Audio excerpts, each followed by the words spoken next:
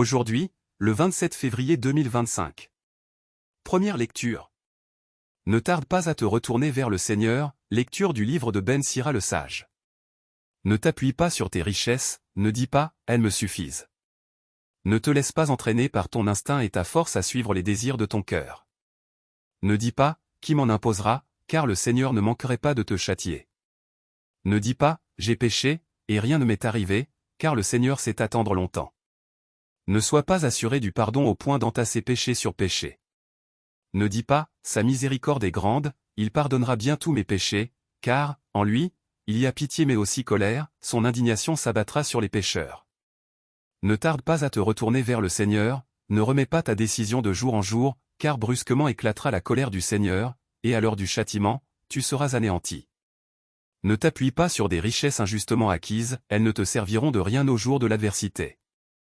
Parole du Seigneur. Nous rendons grâce à Dieu. Psaume. Heureux est l'homme qui met sa foi dans le Seigneur.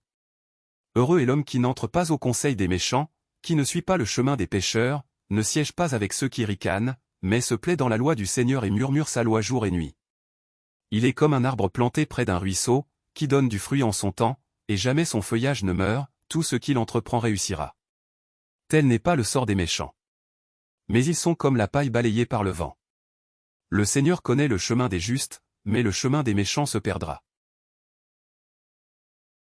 Évangile. Mieux vaut pour toi entrer manchot dans la vie éternelle que de t'en aller dans la géhenne avec tes deux mains. Alléluia.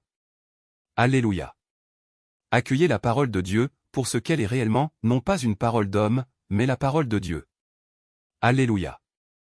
Évangile de Jésus-Christ selon saint Marc. En ce temps-là, Jésus disait à ses disciples, « Celui qui vous donnera un verre d'eau au nom de votre appartenance au Christ, Amen, je vous le dis, il ne restera pas sans récompense. Celui qui est un scandale, une occasion de chute, pour un seul de ces petits qui croient en moi, mieux vaudrait pour lui qu'on lui attache au cou une de ces meules que tournent les ânes, et qu'on le jette à la mer. Et si ta main est pour toi une occasion de chute, coupe-la. Mieux vaut pour toi entrer manchot dans la vie éternelle que de t'en aller dans la géhenne avec tes deux mains, là où le feu ne s'éteint pas. Si ton pied est pour toi une occasion de chute, coupe-le. Mieux vaut pour toi entrer estropié dans la vie éternelle que de t'en aller dans la géhenne avec tes deux pieds. Si ton œil est pour toi une occasion de chute, arrache-le. Mieux vaut pour toi entrer borgne dans le royaume de Dieu que de t'en aller dans la géhenne avec tes deux yeux, là où le ver ne meurt pas et où le feu ne s'éteint pas. Chacun sera salé au feu. C'est une bonne chose que le sel, mais s'il cesse d'être du sel, avec quoi allez-vous lui rendre de la saveur? Ayez du sel en vous-même, et vivez en paix entre vous. Acclamons la parole de Dieu. Louange à toi Seigneur Jésus.